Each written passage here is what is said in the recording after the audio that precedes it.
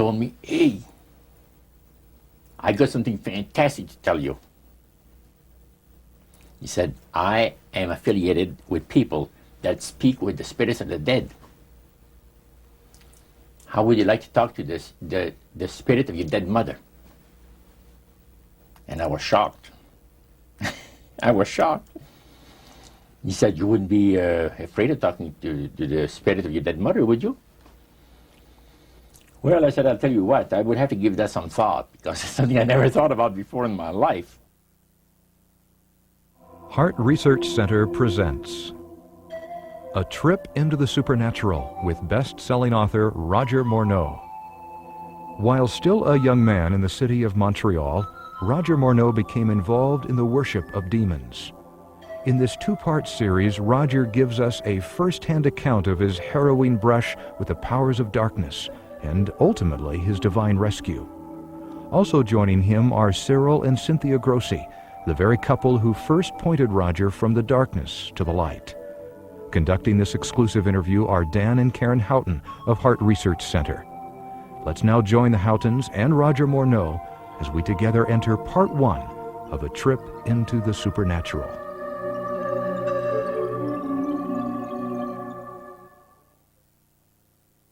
How in the world did you ever get involved in praying to demon spirits? Well, when I came out of the Navy after World War II, I was looking for take up a trade in Montreal, Canada. And at that time, I ran across a fellow that had been on a particular ship with me. And he said, hey, Morneau, you're alive. How nice to meet you. He says, let's have a dinner tonight. I said to my boss, can I have the evening off? Because I was the assistant to the Windsor bowling alleys and billiard, you know. It's the high-class place in Montreal where all the dress manufacturing people go and relax. So I got the evening off, and I went out. We went out and had dinner. He told me, hey, I got something fantastic to tell you. He said, I am affiliated with people that speak with the spirits of the dead. How would you like to talk to the spirit of your dead mother? And I was shocked. I was shocked. He said, you wouldn't be afraid of talking to the spirit of your dead mother, would you? Well, I said, I'll tell you what, I would have to give that some thought, because it's something I never thought about before in my life. Most of us probably haven't. A little afraid of something like that. Well, he says, you know, it's written all over your face. You're afraid of going to a seance. But he says, I know you. He says, you're going to come. And then he started to tell me how brave I was when I was aboard ship, you know, different things. He says, you're not the same man. You've changed. You're chicken. That's all I needed to hear. I said, when do we go to a seance? So one Saturday evening, we were in the place. It was the very first time. Very beautiful place. The medium was a lady. She had a gorgeous new home in Montreal. And there were about 20 invited guests there, which I was one of them. And she communicated with the spirits for different people there, and telling them what the spirit said. And then there was one lady that had been talking almost continually before the seance started, and she didn't believe in the dead appearing and all of this and all that. And she said, well, I would have to see my dead sister, she says, to believe it. So while the seance was going, one man said, I would like to talk to my friend that died 6 months ago, but I don't want him to appear. Just want to talk to him, because he says, I don't trust you talking to my friend for me. So the medium says, let me inquire of the spirit. Yeah, the spirit will talk with you. And that big masculine voice was heard in the place. It says, hi, Frank. It's nice of you to ask for me to talk with you. And they had a little chat. And after it was over, Frank says, this is the greatest thing on earth, to be able to talk with the spirits of the dead. Then the medium said, we have a very special surprise tonight for you people. A spirit will manifest itself openly here in a few minutes. And it's like a big gust of wind hit the building. And right through the wall. Now the lights weren't terribly bright, but they were like living room lights. A couple of floor lamps and maybe some of these. And that translucent being seemed to come right out of the wall. How did you feel right at that moment? It's almost like my heart stopped a little bit. Very weird feeling. So it was a lady in a beautiful evening gown, swirling. And she said to Mary, my dear sister, you are so wonderful to have asked for me. And Mary fainted and fell right off her chair on the floor. And a couple of guys jumped up and picked her up, and spirit gone. And that was the beginning of it. That's how you got into it. Yeah, that's the way I got into it. After a while, you see, there's something interesting about the human mind. You can adjust to an awful lot of stuff. You can adjust to a lot of things that would terrify you to begin with. After a while, they become common and ordinary. So you mean contact with the supernatural can become commonplace and ordinary and doesn't bother anybody? Yeah. In other words, the more that you do it, you're not uncomfortable. That's right. It's just not an uneasy feeling. Yeah. So how did you feel about it? Then I after got that? into a secret society that worshipped the spirits, you see. Well, now how is that different from the seance, Roger? It happens that the seance are not involving in many ways. But when you get into a secret society of spirit worshippers, then, and especially when you're invited there by the direction of the higher-ups in the spirit world, you never get out of there alive. And this is exactly what my friend and I were up against. We didn't know anything about it. And there was a very, very popular big band leader. Jazz musician? Band, yeah. Very famous. He played a lot in Montreal, Canada, Vancouver, the big cities. And one night we went to one of these seances, and he was with his wife. Now the spirits had told him what to do. Spirit told him, there's two of these guys, give the names, and your wife will want to talk, we'll make it so that your wife will want to talk to the medium when you say that you want to go home because you're tired. As soon as you see that these guys are starting to want to leave, then leave with them at the same time. And as you get outdoors, you ask them if they're driving. They'll say, no, they're going to take the tramway a couple blocks away.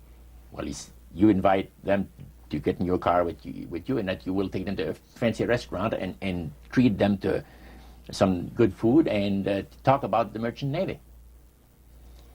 And that's what the guy did. And there we were in this plush restaurant, pulled into a little alley, and I can still see it like it was yesterday. Just enough room to pass the car, back alley, that happened to give on a restaurant that was on St. Catharines Street, which is the main street of Montreal. And that was quite an evening. So Roger, you're at this restaurant. What happened? Well, after we were seated, in entering there, the place was just full, packed tight. But there was a couple of tables against a wall that had a reservation sign on it. And the owner of the place recognized the band leader and came and said, good evening, and you gentlemen want a table. So you're one of the reserve people. So we sat there, and we had our favorite alcoholic beverages, you know. And as we talk, the band leader says, how long have you fellas been involved with sorcery? And he shocked us a little bit. And I said, exactly what do you mean? Well, he said, you know, what you people are doing, talking to the supposed spirits of the dead. He says, this is silly. And this man had been at the seance with you. Yeah, oh yeah. And he's telling you that it's silly what you've just done. Because see, my wife, he says, goes to these seances because she gets comfort and she gets something good out of it, good feeling out of it. And she lives for what the spirits, are going to see that the future is going to be like. To me, he says, I can't bother with this stuff. He says, I want power. I go right to the source of power.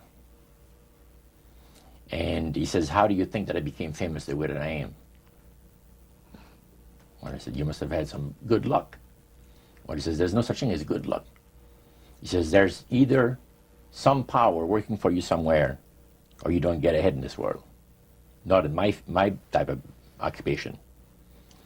So it went from there. We got talking about spirit worship. Did it intrigue you? Or did it make you want to find out more about what exactly he was talking about? Yeah. So he said the supposed spirits of the dead that you're talking with are demon spirits. They're fallen angels. They're beautiful beings. Just set it out, just like that. Oh, yeah. It didn't make you uneasy when he said they were Well, just it shocked you a little bit, something that you first hear mentioned to you. He said, you guys have got a great future ahead of you. Because we've been told, the high priest of our society, secret society, has been told that the master has very special plans for you too. Now, what did he mean by the master? Satan. And we were interested to hear more about it. And he told us, he says, look, we worship spirits. We worship Lucifer and all his angels. They're just as beautiful as they did before they were cast out of heaven. He says there was a misunderstanding in the whole thing, he says, among the inhabitants of the galaxies. And he says our master was misunderstood. And God did not bear with him like he does with people that make mistakes today. So we're in a warfare, good against evil. And we happen to be the evil ones, but we're not that bad. He says, I look at this business between the forces of good and evil. He says, you believe in one person believes in God, and everyone believes in Lucifer. It's like politics. So the great controversy is real. And you've heard someone talk about it that's on the other side. And to these people, they are sold to the fact that Christ will not return to this planet with power and great glory. He's going to abdicate all claims to the planet, because the high priest once said that Christ will abdicate all claim to the planet because he knows that it is lawfully and rightfully Satan's. And at that time, he says, Lucifer, you mentioned Lucifer a lot of times, but he mentions Satan also. He says, the master, usually they like to talk about the master will resurrect his people from the graves. Now, George is telling you all this, or the high priest? George. Okay, when the evening wound down, and you're putting a cap on all that, you guys had consumed some alcohol. Yeah. And did you feel like that there was kind of a one-shot deal? You didn't know if it ever happened again? What happened after that? He said, no, I said, listen, guys. He said, I like to have you, he says, meet some of our people. What about next week, Wednesday evening? I'll pick you up at your place, and you're invited to one of our services. Services? Like a church service? Yeah, something similar to that. It's a testimonial to the spirits, about how the spirits have blessed your life. See? So, when we left there, I said to myself, this guy's half drunk. I'm not going to hear from him again, But it was true. Wednesday night came, he was there with his big Lincoln, step in, and we went to one of the most beautiful area of Montreal. And the place was a mansion. Now, a mansion is usually very large. We'll call this a small mansion. It was beautiful. Most beautiful place. Yeah. Roger, your friend George took you and Roland to this mansion where people worshipped the demons. What was it like there? What kind of people were there? Well, it was a big surprise for me, as I kind of made up in my mind an idea that they were going to be rough-looking characters. But as we entered the place, I was amazed to see that they were all very well dressed, well mannered, and that a lot of the people, as we were being introduced to people, were professionals, doctors, attorneys, a lot of business people. And see what they had? They had a praise session to the gods, which is the spirit counselors, which are in charge of legions of spirits, of demon spirits. And they talk about what the Lord of their lives has done for them, because they call on particular spirits, like the god Nehushtan, which you read in 2 King about. The Israelites worshipped the golden serpent that Moses had made. Well, behind the spirit worship, behind that, they were worshipping the serpent. They were actually worshipping this spirit Nehushtan. And the same spirit Nehushtan is, the priest was telling us, that the medical doctor that was telling us how he was making operations that had never been made before, because people had to be awake, yet have no feeling. He was able to, carry on the surgeries that had not been done before. But the spirits would give that capacity to be able to operate without people feeling any pain and things. And also without no problem with the blood, because as he would cut his incision, because incisions, everything open and with no blood running. So he could do the work that has not been done before. So. Now, I recall reading in your book that at this praise worship service they would sing hymns. Why would they sing hymns in a demon worship? Yeah, this was kind of a big surprise to me when that took place. The priest said, "Hey, let's go down to the worship room of the gods and have a praise session, a singing session." So we go down there, and what did they think? You think they pass around? Church hymnals, Christian church hymnals. And I couldn't believe this. I said, "What's his business?" So the priest says, "Well, now," he says, "for those of you that are new, let me tell you that this is the most feasible way," he says, "to please the spirits. It's to deride Christ and his people, and his church and all that." So they sing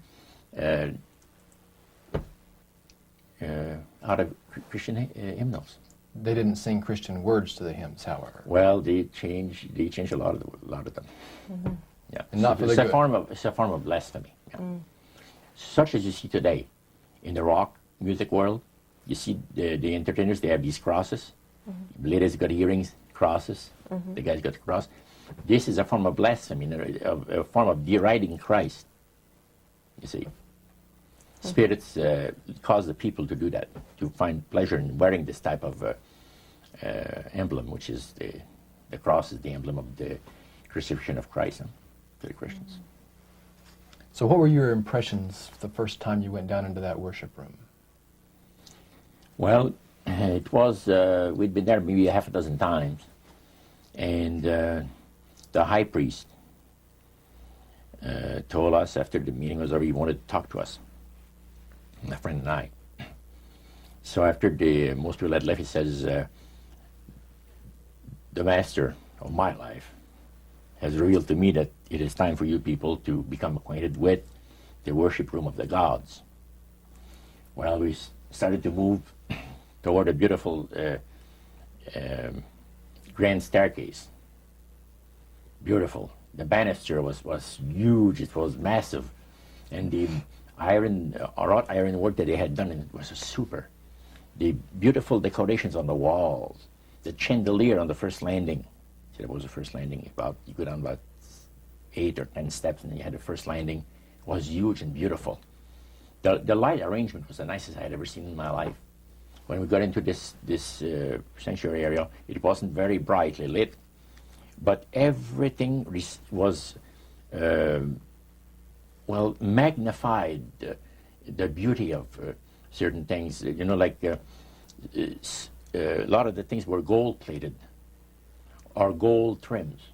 You see, the little altars where they had the spirits that had materialized.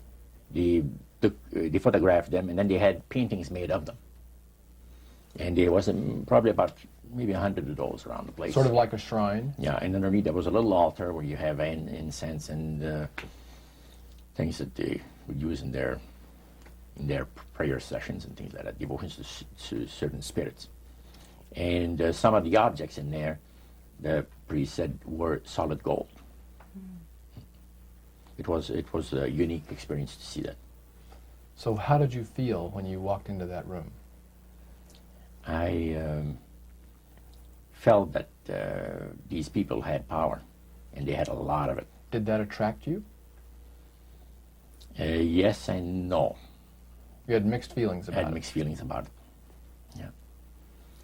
Because to a certain extent, things looked so good and sounded so good to us.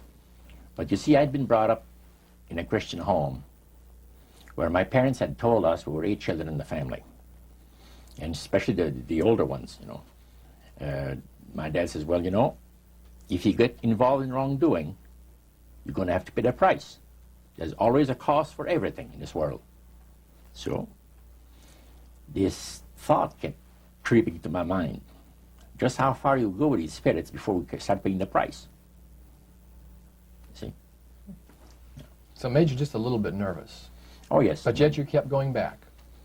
Oh, there was no way out. Because that's what we're told. You knew at that time. Yeah. So you were moving forward more on fear. More on fear, yes. Because the high priest said that the master had special plans for us in our lives. And that no one ever went into this society unless they were invited by the spirits. See, so that was made very clear. And he also expressed to us the danger, explained to us the danger of going against the will of the spirits. And he mentioned about this one man and his wife that live in a fireproof building in Montreal. The place burned right down with him in it. He was one of their members that had decided that, well, he wanted to think things over. He was not going to get initiated at a time that the spirit said he would like him to be initiated into the society. So in reality, Roger, you were chosen by high-powered demon spirits to be a part of their human, special, privileged group. You see, these people in Montreal, the society, like the priest mentioned, there's thousands of spirit worshippers in only different societies of spirit worshippers in this world. But he says, we are the elite. We know the real truth about the master and his angels. And they're not hideous-looking beings. They are gorgeous creatures. And from the paintings that they had on the wall of the walls of that worship room, they were unique beings. Especially there was a painting full length painting of the fallen Lucifer above his altar, and that was very fascinating because he looked like a man of great intellect, high forehead, the way that he looked with his eyes, the way he had the eyes looking. It gave you a depth of perception of somebody that is very, very knowledgeable and Powerful. powerful. Yeah. So Roger, this high priest that you talked about, he is the one that ushered you down into the worship room. Was he also the one that led out in the praise sessions that you talked about? Yes, and he had an assistant also, another priest. Okay. Now, when you would go to these praise sessions, what kinds of things happened at those sessions? Well, there's a lot of success stories. Positive mental attitude kinds of things? Well, yes, a lot of success stories. The masters has done this for me and that for me. I remember one lumber dealer, he had like half a dozen different operations in the province of Quebec, and everything that he touched seemed to turn to money. You know? And he was telling about it. And then there's this other person that was a clairvoyant that would work only for the wealthy people, only for the super wealthy. He says, I have the know-how, They have the means. Let them pay. So he advised in business transactions. They would come to him and say, listen, I look at this deal that I might get, this factory or whatever it is, because this person was interested in industrial real estate, see. And he would talk to the spirit, and then the spirit was audible to him. See, you could hear the spirit talk to him, but the man did not hear. So the spirit was telling the clairvoyant what, he called himself an astrologer, reading the moons and the stars and, Now, what was the term you used for his title, this man? Clairvoyant. Clairvoyant. Oh, clairvoyant. Clairvoyant. Okay. Yes, and it was interesting. This person stood up and says, I had a nice little experience last week. And he says, the masters, he says, they take care of you. This lady and her husband brought him, to this astrologer, a bundle of money. They said, this is the deal that you... And he works at only on percentages. Only on percentages. He doesn't work for set amounts of money. Only percentages of what the people are going to make. So he said, they brought me a substantial amount of money. And they were very happy with it, and I thought it was very reasonable. But then my guide, spirit, says, ask them when they're going to give you the other $1,700 that is really yours. And he says to the folks, I would like to know now, before we leave here, when will you have the $1,700 to give me? That makes up my part of, rightful part of the deal. The wife fainted, and the husband says, we'll have the money for you in 24 hours. So that was this type of priest. So he was thanking the demons for helping him to know that. Oh, yeah. Even spirits, yeah. At what point did this demon worship start to affect you personally, Roger? Well, it wasn't too long that the priest mentioned to us that the time had arrived for us to start trusting the spirits and give the spirits a chance to work for us. And there was a number of gifts that you could choose from. You see. And I used to play the horses, some. Not knowledgeable at all. I used to go to those bookies, play the horse every so often. But I said, hey, I would like to be able to, for the spirit to instruct me on the numbers and the name of the horses that's going to win, at Belmont or some other racetracks like that. Make myself a little money. So the priest says, it'll be given you. And sure enough, one night whether I fell into a trance or dreamed the thing, I don't know exactly what happened, but I saw 3 races that were really going to pay big. And these horses were dummies, so to speak. You know what I mean? They were not really good horses. They were like one horse paid 21 to 1 because he was that poor, right? The chance of winning was so poor that they paid 21 to 1 on him. And it showed me I saw the board at the bookie and the number on it. And I went there, and they said it was going to be on Saturday. That was like on Wednesday. A few days later, it was Saturday. I went there, and sure enough, there they were on the boards. I went to the wicket and handed some money and got myself a winner. Now I said, well, I'm a little crazy. I ought to put more money on there, so I put $20 onto the next horse, and that paid 21 to 1. So I left there with maybe $400 or $500 in my hands, and I started to do that. In this case, I went directly down to the finest men's shop on St. Catherine Street, and bought myself a $200 suit. And in 1946, a $200 suit was. In 1946, people used to work at the RCA Victor, where I had worked before I went to the Navy, for $18 a week. Mm-hmm. And the good earners were $75 to $50 to $75 per week, for labor. So the demon spirits looked on you so favorably, they began to help you win in your gambling. Then I went to other bookies, you see.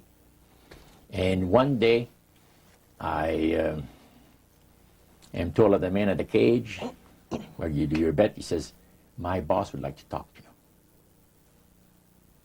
And he said, you go right through that door over there. Oh, sure. So I know the guy says, come on in. The guy's sitting behind a big desk, smoking the big cigar. So he says, you're Roger. I says, yeah. He got up and walked around me. He said, you don't look that smart. I said, what, sir? You don't look that smart.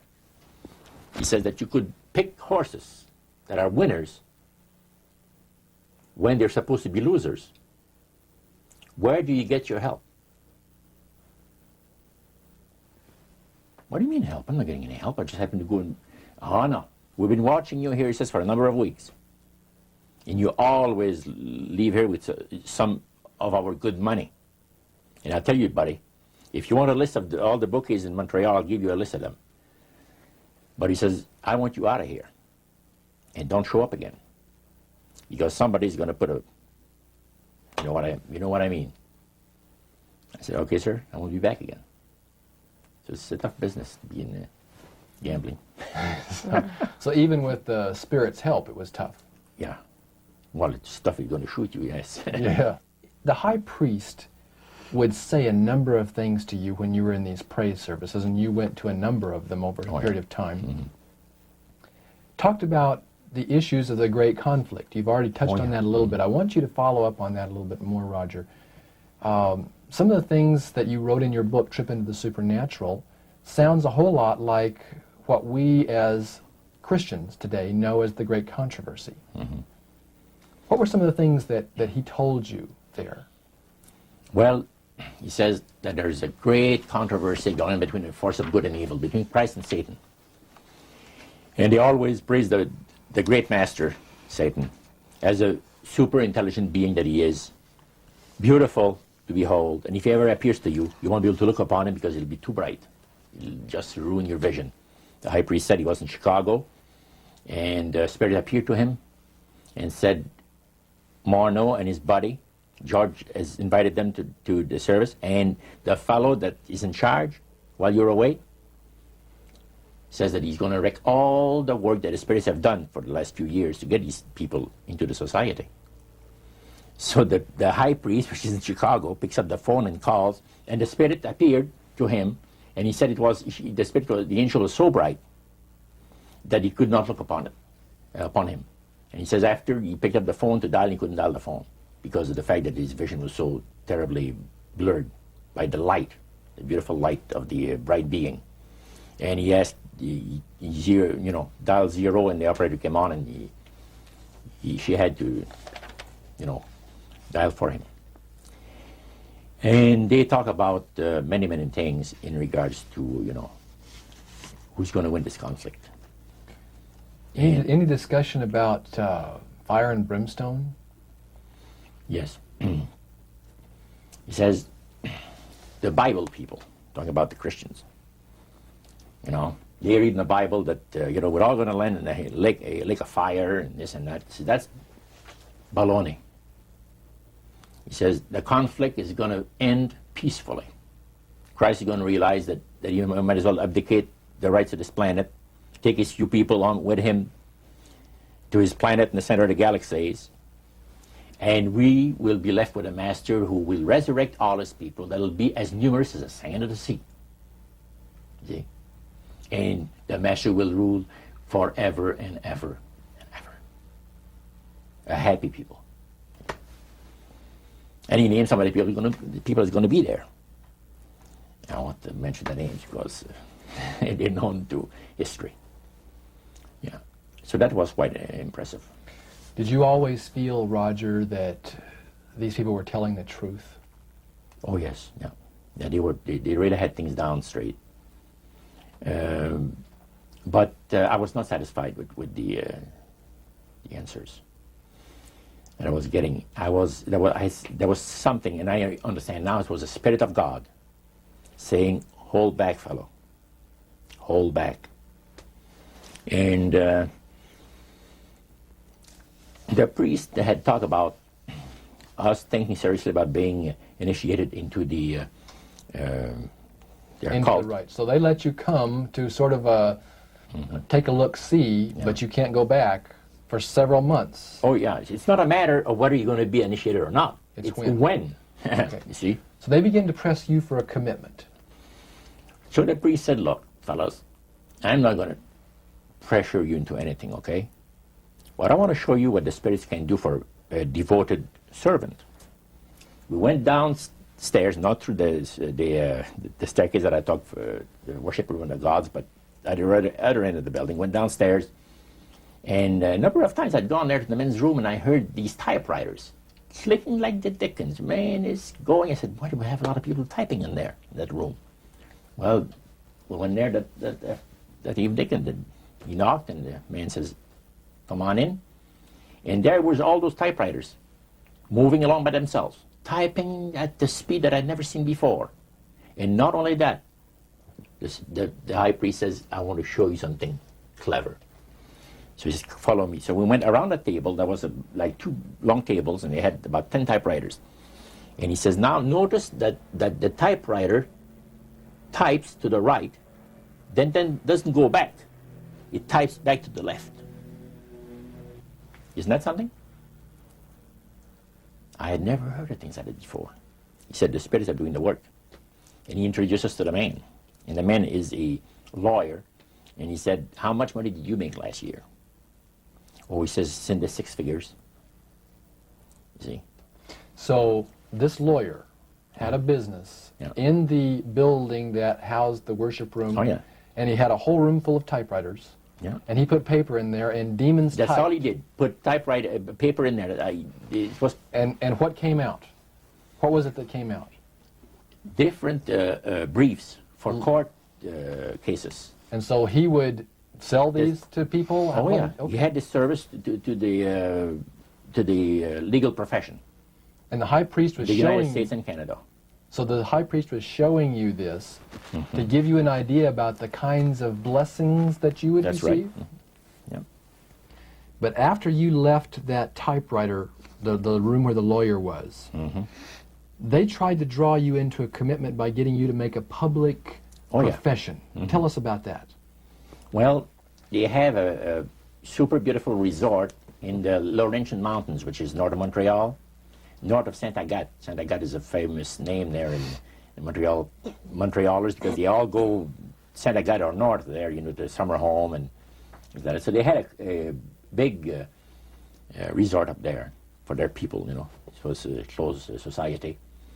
And they had on October the 30th, Halloween, is that? October 31. 31, last day of October. They had what they call live animal sacrifices. I don't know what it is, but they did. We could never find out. By the time that the Lord pulled me out of there, I had not yet found out what it was. So you have this intrigue involved in there. And he talked about three very unique services that I attended there that sit on my mind forever. One was entitled Christian Idolatry. Another one was entitled The Super Deception of a Glorious New Age, which actually applies to the New Age today. And this was 1946 that we're talking. And then the other one was Satan's Great General Council of the 1700s. And I must say the things that I heard there was an eye-opener. First of all, we'll go through the Great General Council. Okay. At the beginning of the 1700s, said the high priest, Satan and all his spirit counselors held a Great General Council with one purpose in mind. It was to prepare for the great industrial age that was soon to break upon the world. And Lucifer also foresaw another age that was to follow that, where tremendous scientific discoveries would be made by people, and we would enter a unique age that would change the way that everybody lives. It would also serve to usher in the end times and the close of the great controversy between the forces of good and evil. And the priest said that Lucifer had been studying the Bible. And he found in Daniel 12:4, where we are told about the time of the end, many shall run to and fro, knowledge shall be increased. He understood it to be that we're getting to that point. And he had, with all the spirit counselors, to change their modes of operation in order to ensnare people. And he devised a way whereby people would disqualify themselves from being members of Christ's kingdom. And he was just very candid about this. Oh, yeah. Telling you and the rest of the group, 60 or 70 people there, Yeah. the plans that Close to 100 people. Lucifer had revealed to him. And by the time the council came to a close, they had three major policies that were going to be followed. First, they were to see to it that humans would be made to believe that Satan and his angels do not really exist. Because up to that time, you could walk down a street of Paris and you would have signs that would say where you have a soothsayer or a fortune teller of some type, and if you want to put a curse on someone, you could go and see this other old lady over there, the old witch. That's the way it goes. But now it had to change. Lucifer says we have to make sure that people, humans, get to believe that Satan and his angels do not really exist. You know, Roger, that's interesting because a recent research study report that I read indicated that in a national survey, I believe it's over 75% of people do not really believe in a real tangible devil. But there is one. Oh, yeah. Now, the next thing, the three parts policy that they had adopted there, the second one was to find a way of being able to get total control of people's minds. And that would be done by taking hypnotism out of the realm of the occult and introduce it as a new science for the benefit of mankind. So part of what the high priest told you was Satan's strategy to take total control of people's minds. They felt that by taking hypnotism out of the realm of the occult and introducing it as a new science for the benefit of mankind, they could then use people of great renown, educators, people of capacity, that would do great things, such as supposedly regress people in time to former lives that they had. And of course, after the session is over, the person would not know a thing about ancient history. And the person that she or he has talked about performing, certain deeds, we'll say 3,000 or 4,000 years ago. But this was their strategy. Now, what this would do for the thing is this, that it would create in the minds of the general public, solidly set in the mind of the general public, an unwavering trust in that great deception. In other words, people could, they would believe it. This person was hypnotized, was regressing time to, former lives, and did this and did that, and no deception. Maybe Alexander the Great, we'll say, and some of his generals and people like that. And the person, after the session is over, comes out of hypnotism, and he or she doesn't know what she's talking about.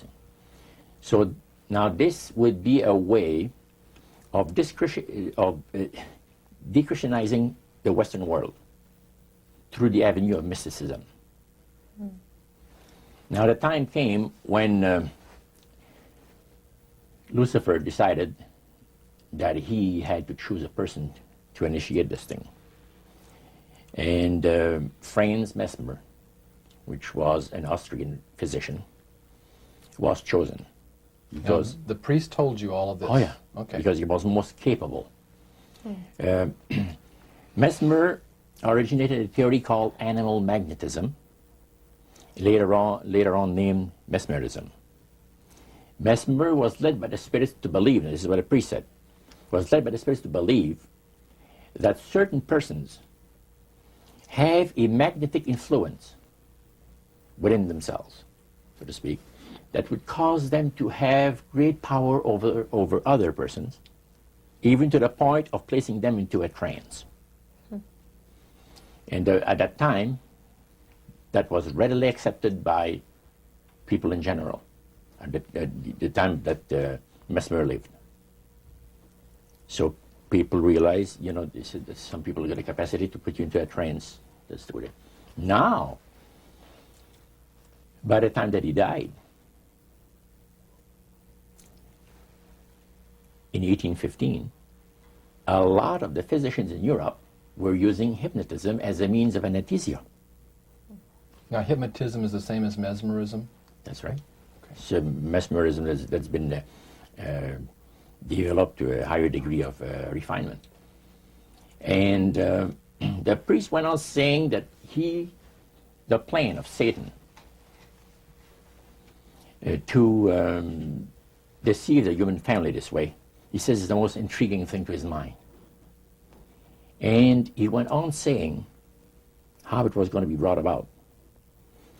He said that a fellow by the name of Darwin and another fellow by the name of Thomas Henry Huxley would be used by the spirits because in their childhood they had been hypnotized by medical doctors. And they figured that they would be real good subjects to lead the people into this belief that they had, that Satan wanted to bring into people's lives. Now, what were those 3 points again, Roger? The 3 things were, number 1, that they did not want Satan did not want the human family to think that he or his angels existed. Right. The second point that you made had to do with taking control of people's minds. That's right. The third point was what? Was to destroy the Bible without burning it. Okay. See? And what was his strategy on that? On that, it was very interesting. Because after the Great General Council, it was decided that Satan would tutor Charles Darwin personally in setting up the principles of his theories of evolution. He was tutored by Lucifer himself, the fallen Lucifer.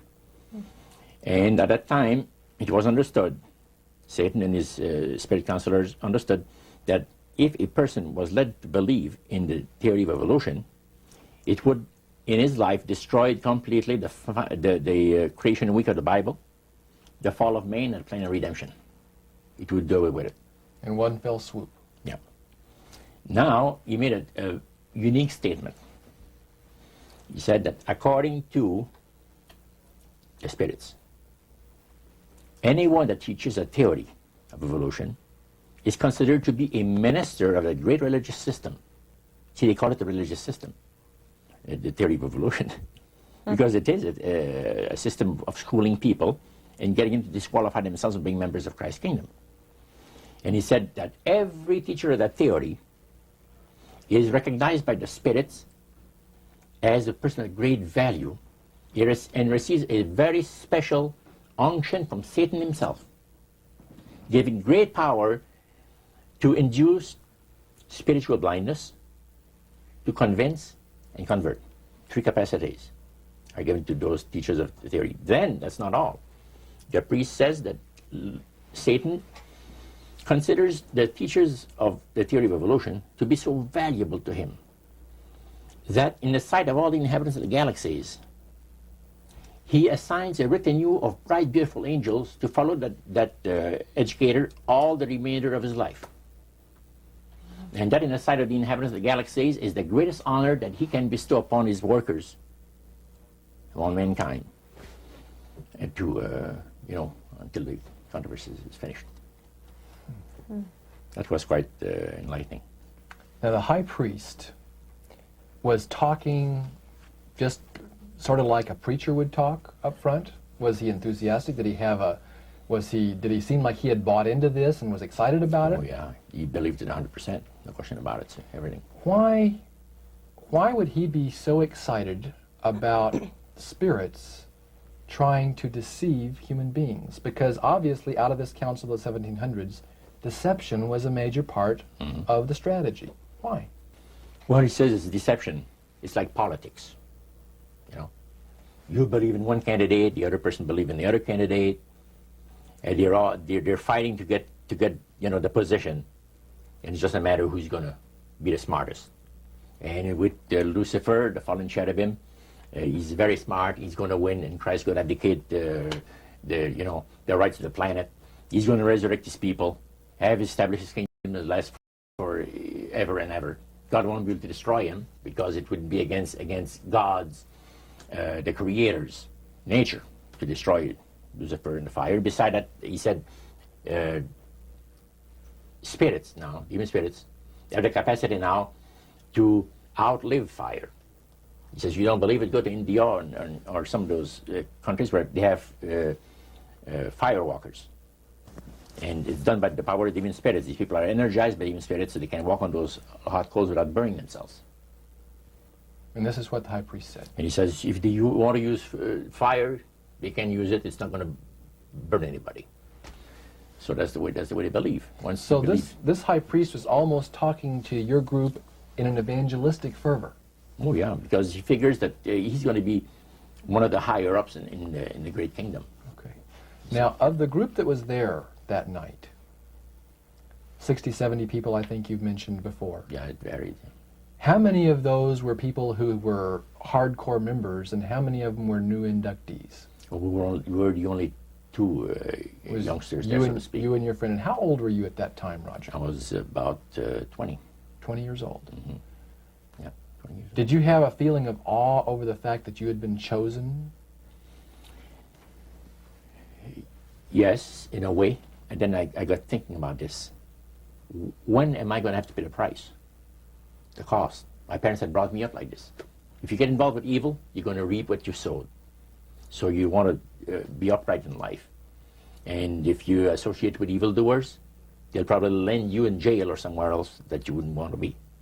So there's always a price to be paid. So you had that little something maybe instilled by your mother and father a long time ago that kept you from making that full commitment. Now, one of the things that really amazed me and shocked me and made me sick at heart, it's when the priests talk about Christian idolatry. What is Christian idolatry? The priest mentioned that word. Yeah. Tell us what he said, Roger. He said that Christian idolatry is the most grandiose or great deception that has ever been brought upon the human family, upon mankind.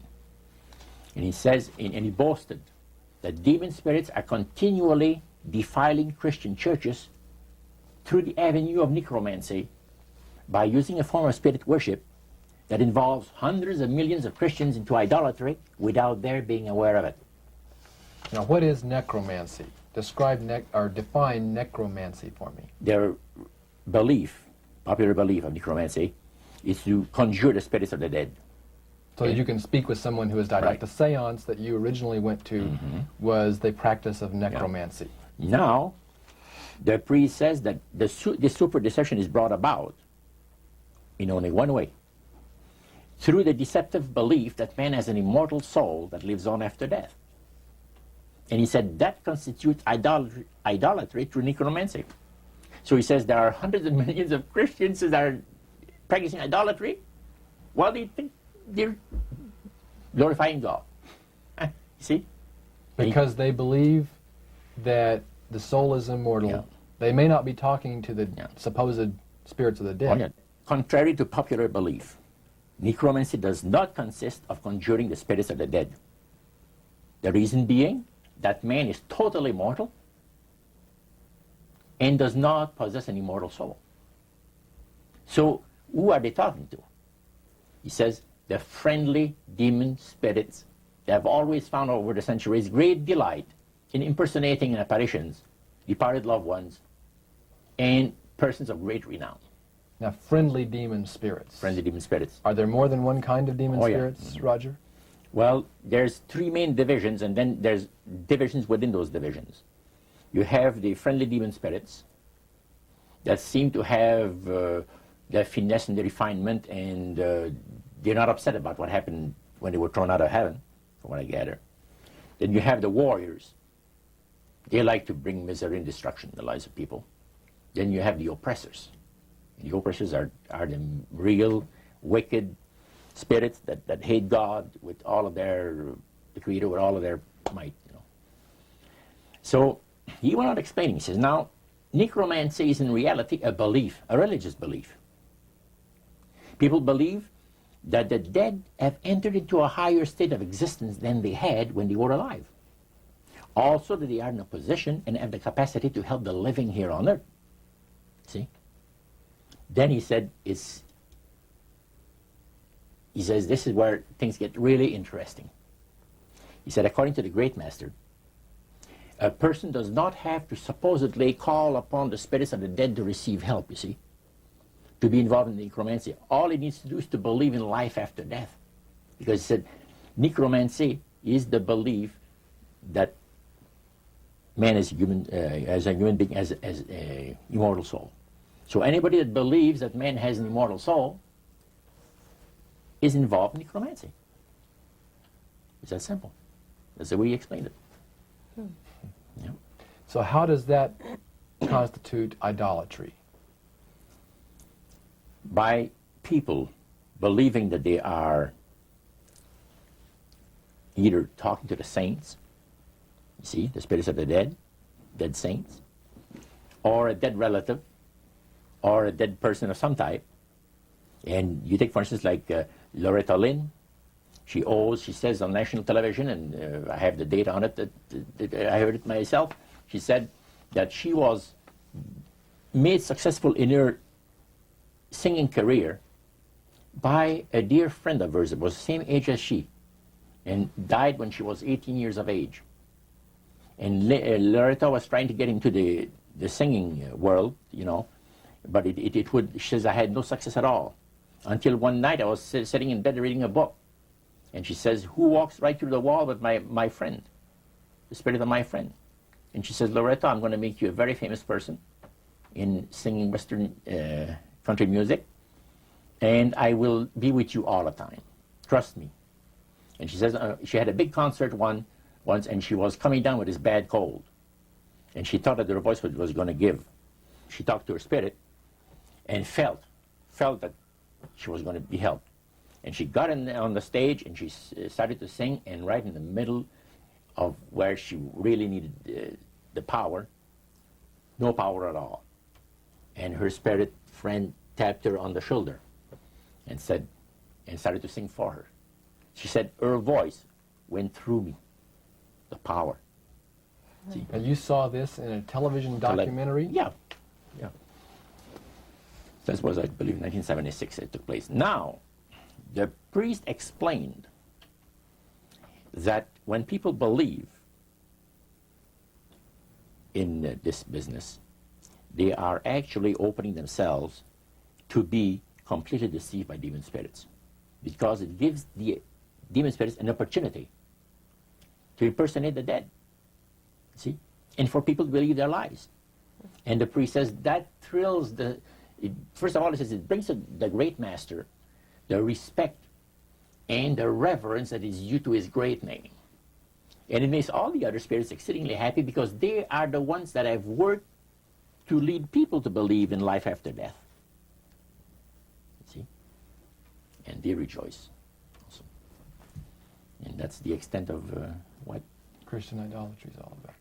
Friendly spirits, just to digress for just a moment. You mentioned 3 different categories, and the friendly spirits are the ones that love to impersonate being a historian or something.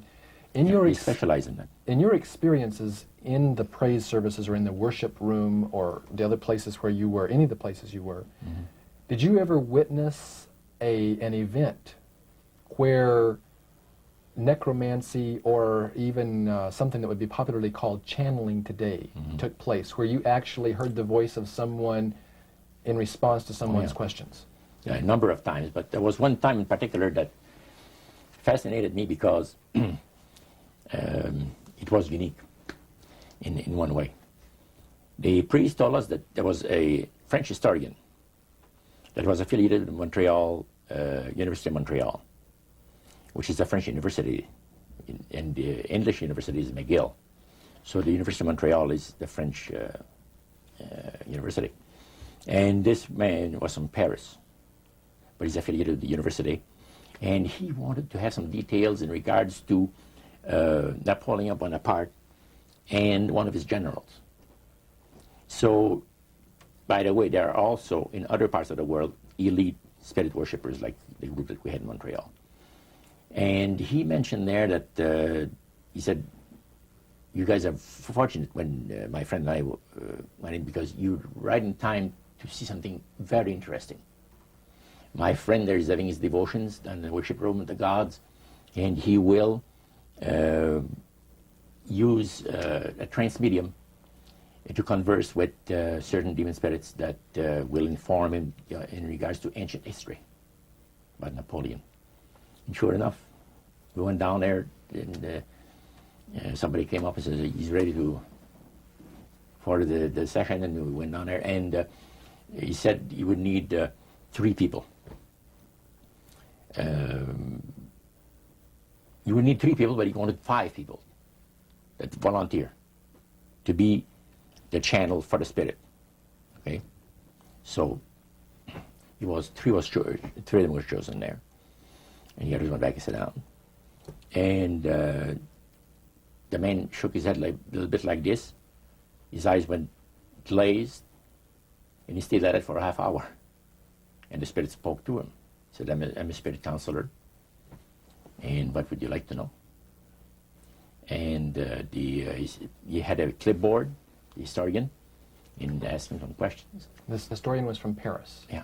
And he was wanting information. Some detailed information about Napoleon Bonaparte and one of his generals. And so he asked the questions of one of these human beings that was channeling. Oh yeah, the voice changed and everything. The voice changed of the person completely. Okay. And it identified itself as a spirit guide. Oh yeah, spirit counselor, yeah. Okay, a spirit counselor. And Yeah.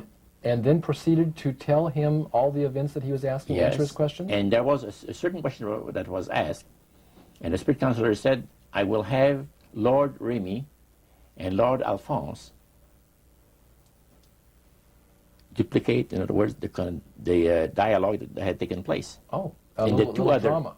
Yeah, A little and the 2 reenactment. other men fulfilled what he was looking for. But the one thing that interests me is the mayor of Montreal, Camillien Hood. During World War II, at the beginning of the war, he was very controversial when in regards to the war effort.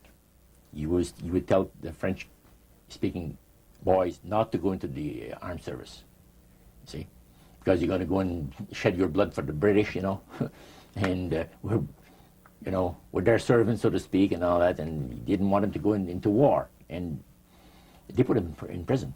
He was jailed for the length of the war for this. Now,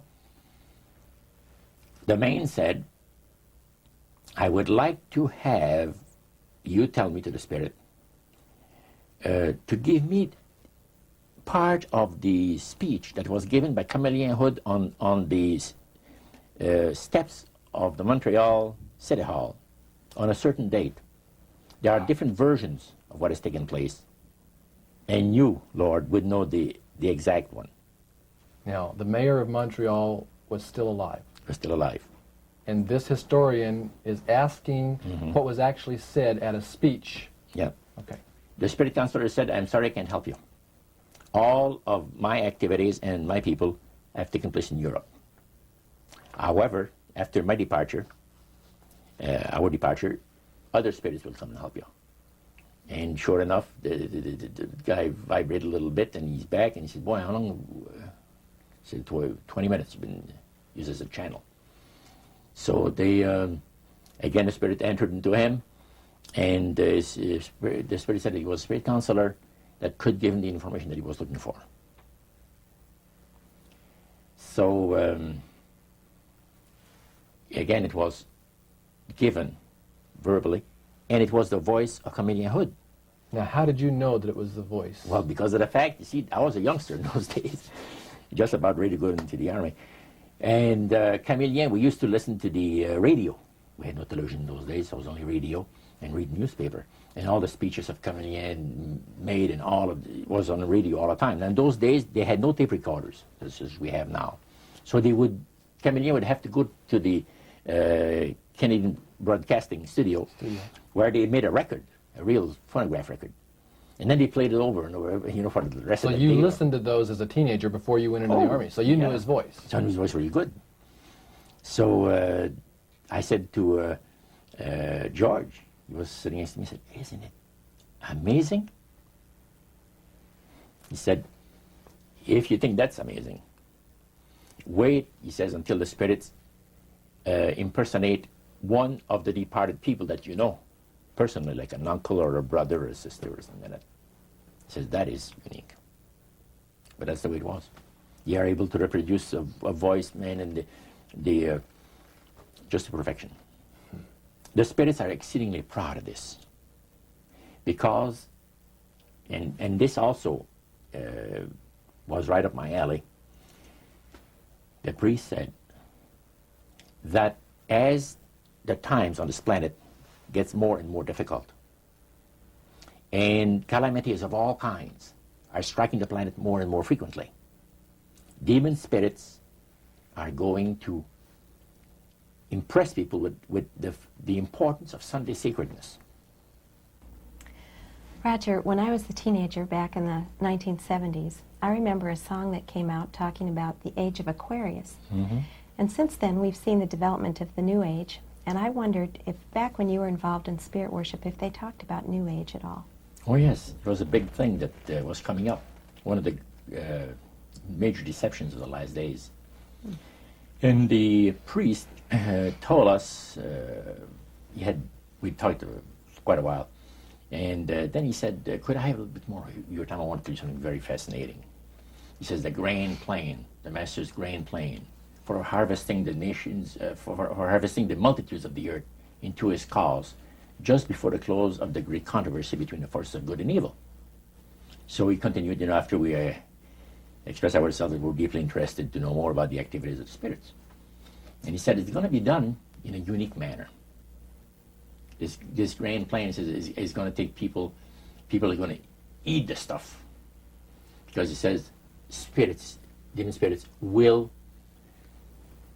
declare themselves to be inhabitants of far distant planets in the galaxies that are coming to warn the inhabitants of planet Earth of the impending destruction of the planet, unless something seriously proper is done to avoid it.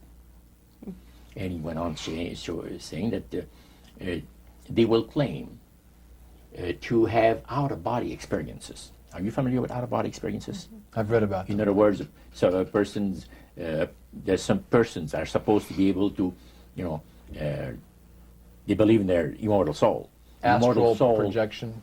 Yes, right. Goes into different parts of the world and sees things and come back, and then they write all about it. I've heard of that. So, due to the fact that the millions of the earth, people, believe in people having an immortal soul, he says it be readily accepted when the spirits will, through a trance medium, converse with influential people of the land, you see. Now, what is a trance medium? It's a channeler today. What is known today as a channeler? Channeler, yeah. Okay. Shirley MacLaine's experience of getting involved with spiritism and with the inhabitants of far distant planets in the galaxies, I taped the whole thing. It's 3 hours. And you were hearing the fulfillment of what this high priest had said 45 years ago. Yeah, exactly. So he went on explaining about the fact that the spirits will show themselves willing to give valuable guidance that will not only help people avoid the destruction of the planet, but it would cause it to enter into a higher state of existence. For instance, he said the spirits will promise, and this is a big word, promise, that if their recommendations are followed carefully, they will usher in a glorious new age of peace and prosperity. And there'll be, there'll be no more wars. See? There'll be no more famines. There'll be no more people getting unhappy to one another. Neighbors will love neighbor. And social unrest will not take place no more. It'll be there'll be perfect happiness for 1,000 years. That's what the Spirit is going to promise. And Almost like the Garden of Eden created all over again. And now we find that a lot of preachers are preaching the great age of glorious new age of victory over wars, victory over social unrest, victory over famines, and victory over all kinds of. And he used the words New Age to describe what was coming. It would be a glorious new age, yeah. And this is exactly what the movement is all about today. And he went on and said, as I said earlier, that as life on this planet becomes more and more difficult, and calamities will strike the planet more and more frequently, the spirits at that time are going to put all their effort to impress religious leaders, to bring before the masses of the earth the sacredness of Sunday. See? They will teach Sunday sacredness. And with the religious leaders, looking forward to 1,000 years of perfect peace on earth, they will put all their effort into it. Then laws will be passed by governments. One person asked, what's going to happen about people that don't believe in the Spirit's recommendation? The priest says, that'll be no problem at all. Laws will be passed by governments that will force people to go along with it, regardless of whether they believe in it or not. And he says the law enforcement officers will explain to people, make it clear that such a law is necessary to assure the well-being of all people. He says the laws will be passed with no effort at all. And then he went on and he said about the fact that the venerability of the sun, which in ages past was such an irritant to the Creator. All these great nations and other nations, the smaller ones, were all involved in sun worship. And in those centuries, the Creator found that teaching of worship of the sun to be a terrible irritant. And he said, it is going again to take place, but not in worshiping the sun, in remembering Sunday to keep it holy. He made a statement I would never forget.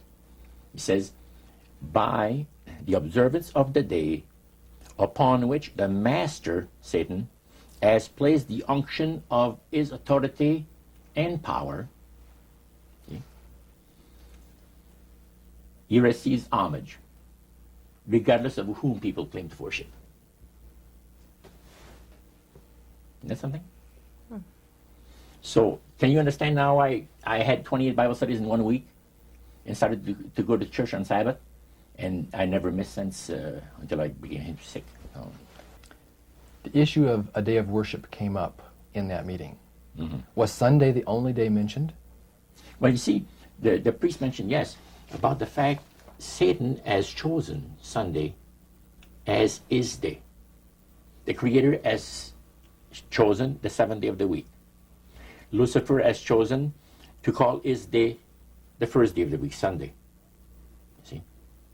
And regardless of what people claim to worship, worshiping God, the Creator, by observing that day, that particular day, they are bringing homage and respect. Now, at that time in your life, you were 20 years old or so. Had you ever heard of a Seventh-day Adventist? Never in my life.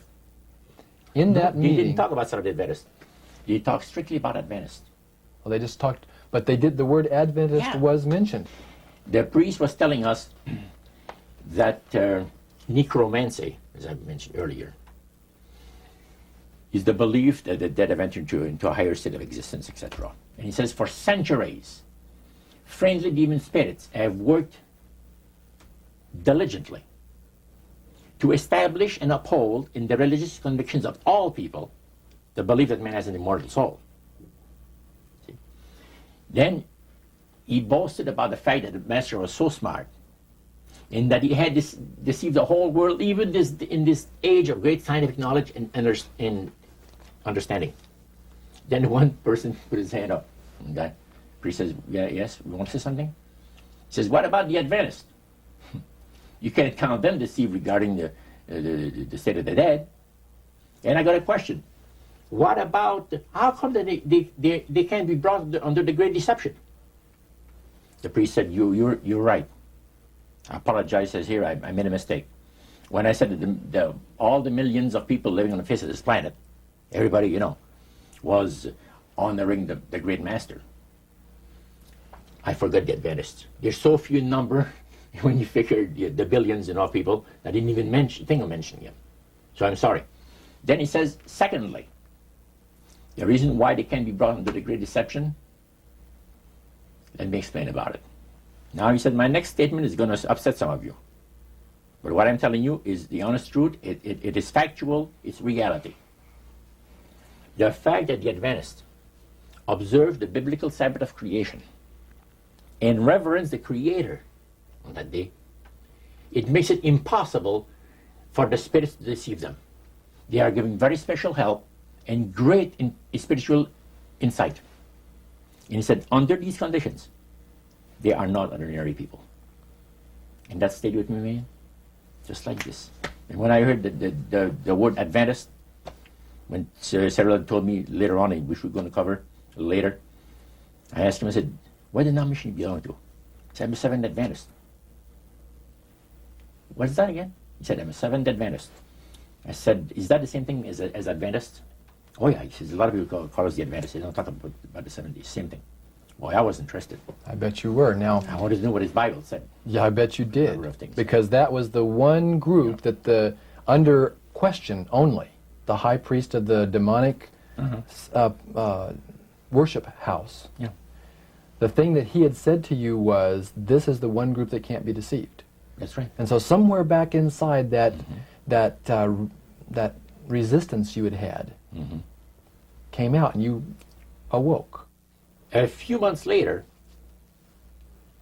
that experience, unique experience, was instrumental in helping me make a decision for Christ. And also, I had no hesitation to join myself to God's commandment-keeping people because of the fact that I knew what kind of people they were. And after having had 28 Bible studies in 1 week, I started to keep the Sabbath, forever. But you see, the time that I had these Bible studies, 4 hours per evening, we started at 7 o'clock and finished at 11 o'clock at night. We had this Bible study similar to what you showed me the other day, that you have in your pocket. The Bible studies were about an hour. There were questions, and then you looked at the verses that they gave you in the Bible, and you had your answer. It was so fantastic. And the Spirit of God was really ministering to me the graces of redemption. Every moment of all those Bible studies was precious. Precious, precious, precious. Roger, at that time, your major language was French. You did not speak English, and all of this happened in the French language in Montreal. How long after you became a Seventh-day Adventist, or after you learned of Seventh-day Adventists, did you read the book Great Controversy by Ellen White? Well, I joined the church. I first had the Bible studies in October of 46. In April of 47, I was baptized into the church. In September of that year, Hilda and I got married. And the French church in Montreal gave us, as a wedding gift, the Conflict of the Ages series. And I had not read the Greek Controversy up to then. But then you read it. Yeah. And what went through your mind when you read the book Great Controversy, thinking back on the experience you'd had maybe just a year or so before? That's right. What went through your mind? This person is inspired. This person has got knowledge that nobody else has on the face of the earth, except, the spiritists that I was mentioning, because it's so unique. Well, I find it very remarkable that they were willing to share the strategy that Satan is working on with this group. Of course, their plan was that it would never get out. That's right. Under seal of death. That's right. Their plan is that you don't have to worry about saying anything about the great master.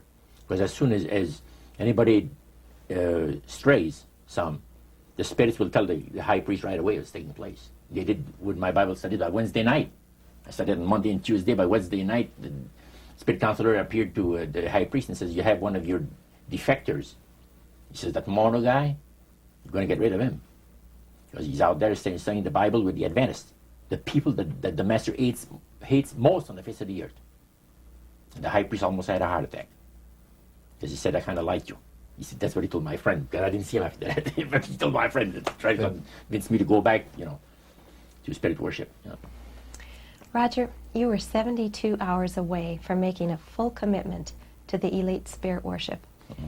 How did God rescue you at that strategic moment? Well, I'll tell you, I should really go back a couple of weeks in time.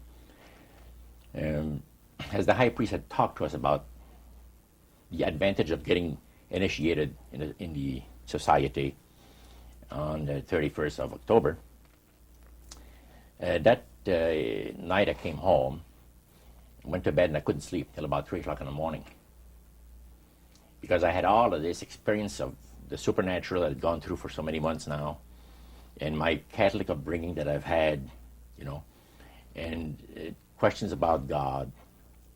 Now I knew there's a God, because the Spiritist made me well aware of that.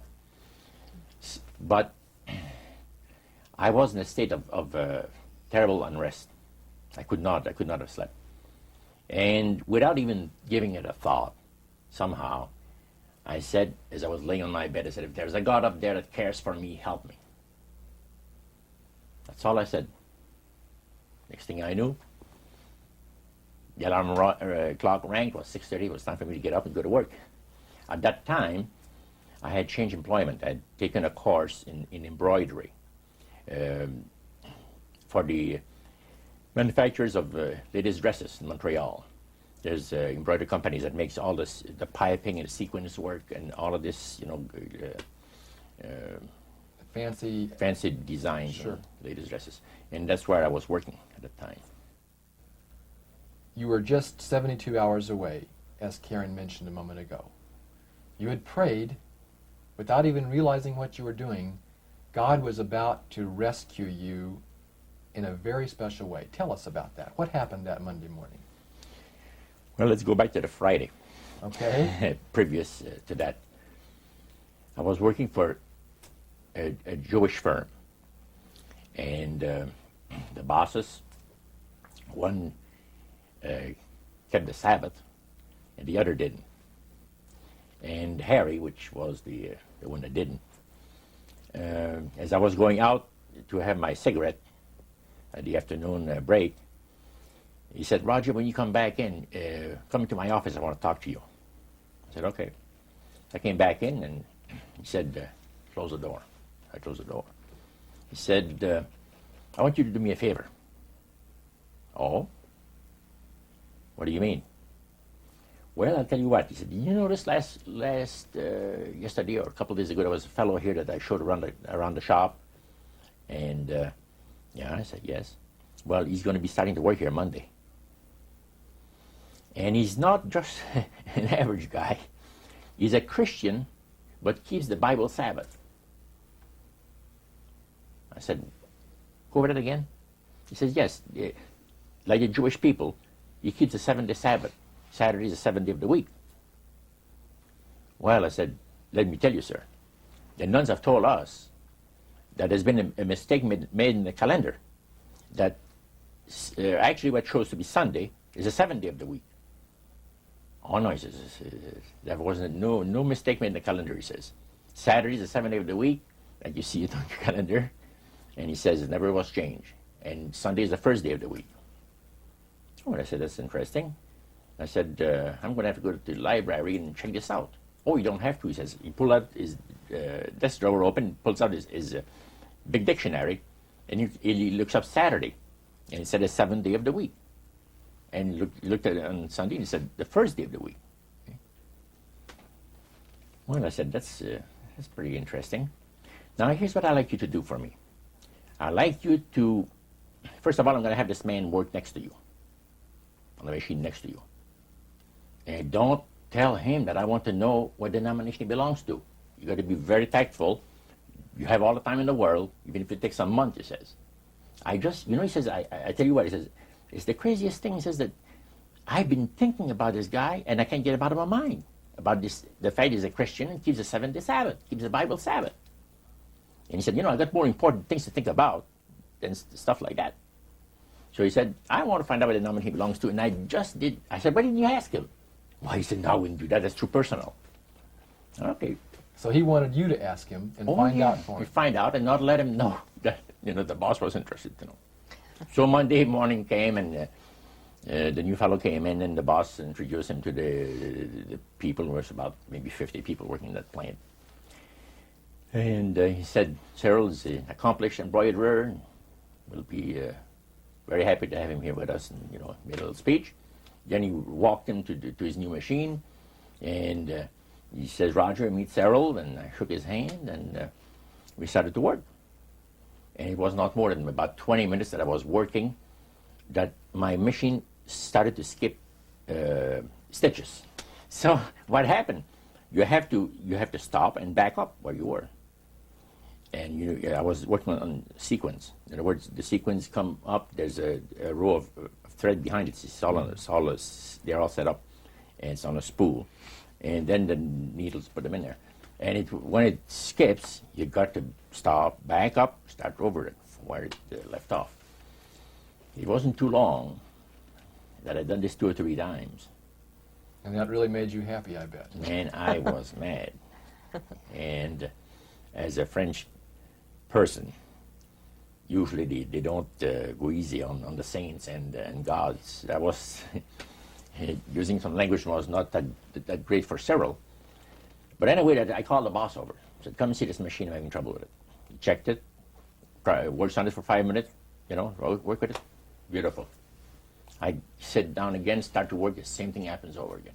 Harry, after he tried that 2 or 3 times, he said, Joe, come over. He's the old guy that knows everything about everything, in the shop. So he looks at the tensions and adjusts things, and he says, it's working beautiful. Well, I started to work again, another 20 minutes after, the same thing, and I had to stop the whole thing. By then, it was time to go out for the coffee break. Cyril and Cynthia, so good to have you folks come down and visit with us for a short time today. And Cyril, I want to start off our visit by just asking you about an experience you had, I believe, almost 45 years ago. That's right. You had gone to work at a new embroidery shop in Montreal, Canada. Mm-hmm. And there was a guy that was at the next machine to you that first day you went there. Did you notice anything strange about him? Yes, I did notice he had some peculiarities that, well, to say the least, they were different. First of all, when he worked at his machine, when he had a little malfunction, he knew how to, well, criticize the machine by using some language that was quite offensive, to me at least. He would curse at the machine, and in both French and English. He was quite a linguist. And when my machine would break, he noticed that I would just fix it and keep on working. There was a difference, and he noticed a difference himself. We were both behaving differently when our machines didn't function right. Now, so that very first day, there were problems with the machines. Your machine and his machine had problems. They both had problems. But you had a chance at the break time to get acquainted with him. And how did he approach you? Well, he approached me with a question, sort of. He said, I noticed that when your machine gives trouble, you don't get angry. You just fix it and keep on working. And I told him, well, it didn't make sense to get angry with the machine as an inanimate object. And he sort of apologized for his getting angry with his machine. And we started a conversation there, and it gave me the opportunity to sort of introduce him to some of the things I had experienced just a few days before. And what were the things that you had just experienced a few days before? I was getting some Bible studies from a minister named Elder Warren Taylor. And although I wasn't an Adventist, I was quite moved by those Bible studies because of the fact that as he gave the Bible studies, he kept it quite simple. And he would prove everything he would say, even if it's from the Bible, he would prove it. And in some cases, he proved it from worldly books such as the Encyclopedia Britannica. And he gave good evidence of everything that he was saying was true. So I started walking out, and I told Sarah, I said, have you ever seen such a crazy thing as this, the trouble that I have with this machine? No, he said, it's a new machine. I said, brand new machine, just a month old. He said, that's very unusual. So we go downstairs, and I said, do you have any suggestions how to fix this problem? No, not really, but he says, I have a suggestion that might help. He says, I heard you, he says, calling upon God, but it was not in the way that I would have liked to hear you talk. He says, go easy on God, he says. Did that offend you, Roger? You know, I said, thank you. You did not offend me, because it was pleasant about it. And I said, you know, I said, thank you. I said, I'm sorry if I offended you by my language. He says, it didn't bother me. I said, by the way, I said, this is the opening. You're quite a religious man, I understand. Yeah, he said, I read the Bible and go to church. That's great. I said, what denomination do you belong to? Well, I'm a Seventh-day Adventist. Excuse me? Repeat that again? He says, yeah, I'm a Seventh-day Adventist. Did that shock you? Well, the word Adventist shocked me. The Adventist, you see, I had heard so much about the Adventist, but Seventh-day Adventist, I had never heard the name before. I said, what does it signify, the name? He says, well, we're 7-day observers. We believe in the Bible Sabbath, that God has blessed that particular day of the week and has sanctified it. It's put a special blessing on there, and that we ought to count our blessings on the 7th day and, you know, give God the honor that is due to his holy name. Is there any difference between what they call, some people call the Adventists and Seventh-day Adventists? Oh no, it's just the same people. Most people just talk about the Adventists, and you know, people know that they're talking about the Seventh-day Adventists. Then your interest was really piqued. Now I said, man, what a unique thing to have happened to me, that I meet one of these guys. You're together out there at your first break time, and you're discussing the language on the job when the machines had broken down, but you had an opportunity to begin to share some of this newfound faith that you had been discovering. Right. Did you find him to be interested, open? Well, what really happened was he would ask questions, and I found out later that the reason he asked questions was when I went to get the job, I was so impressed with Elder Taylor's Bible studies that I told the employer right away that I didn't work on the Sabbath. He said, well, that's all right. You don't have to work on Sunday at all. I said, no, Saturday. So being a Jew, he became rather interested. And he told Roger, Roger told me later on, check this fellow and find out why he keeps my Jewish Sabbath. So Roger's questions were motivated by the fact that he was told to check. And the more questions Roger would ask, the more interested he became himself.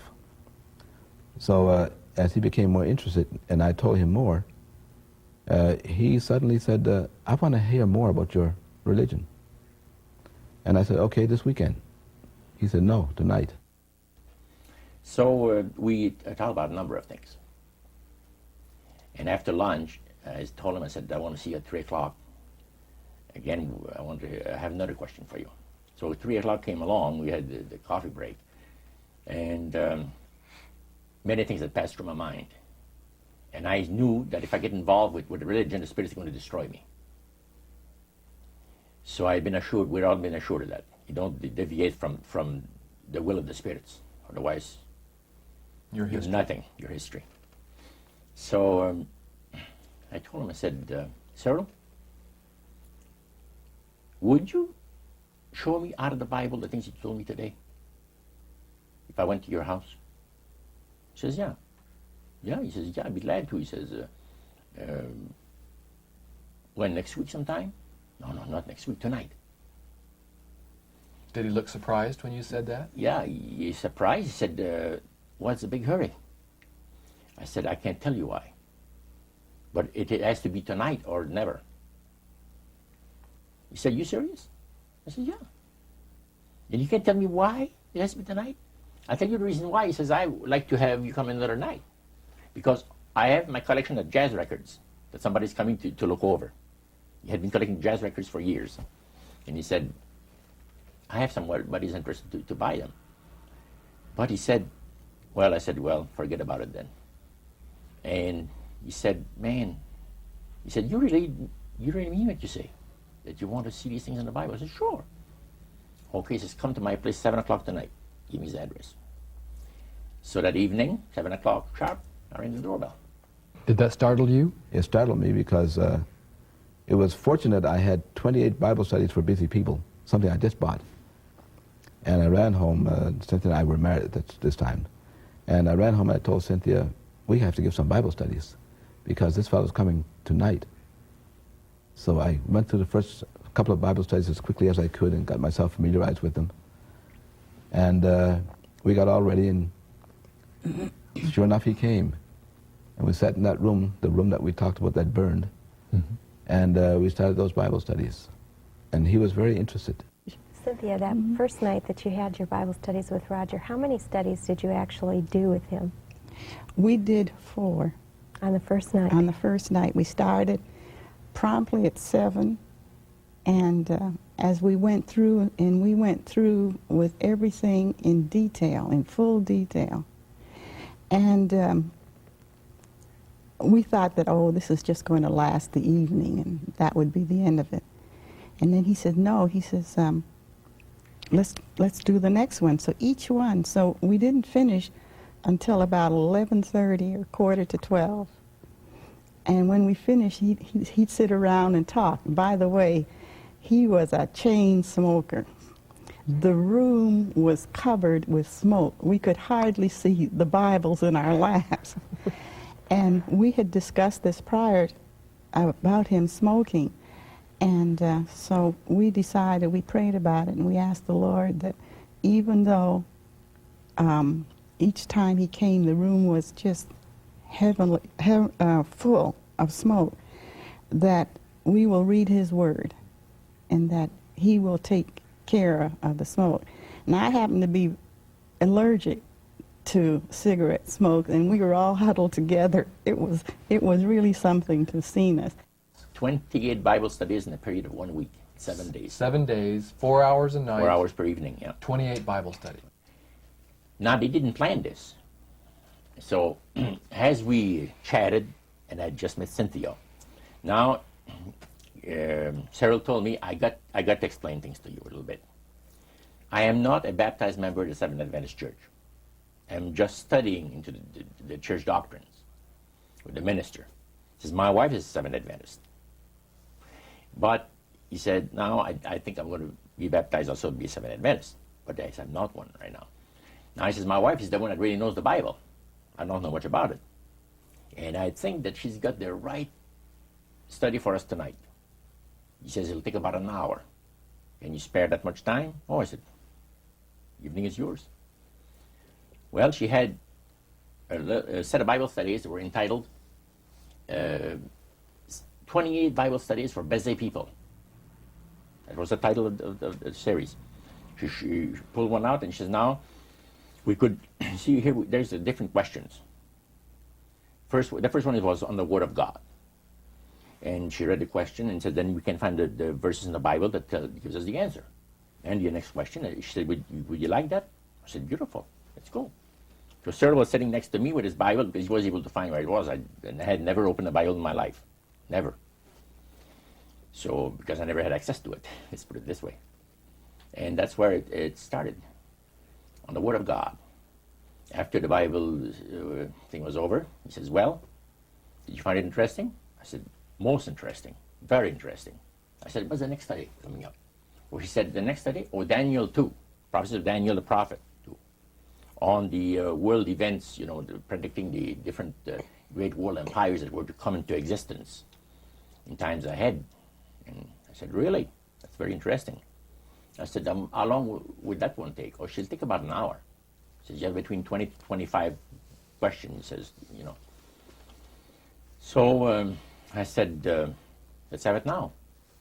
Oh, well, she said, no. She said, when could you come back? I said, why come back? Did she look surprised? She looks very surprised because she looked at her husband. And you look at me. And I said, hey, you guys like the Bible or are you getting tired? No, we like to study the Bible. I said, let's have another Bible study. It's only 8 o'clock, you see. And at that time, you were a smoker, weren't you? Oh, a smoker. You can say that again. I was like a chain smoker, you see. And when I had accomplished something worthwhile, I used to reward myself with a cigar 2 or 3 times a week. And this is what the love of God, the power of the love of God operates in the lives of those that the Lord is trying to bless, and in the lives of those that are bringing the blessing. Now, this did not take place. First of all, we kept on studying. We had 4 Bible studies that evening.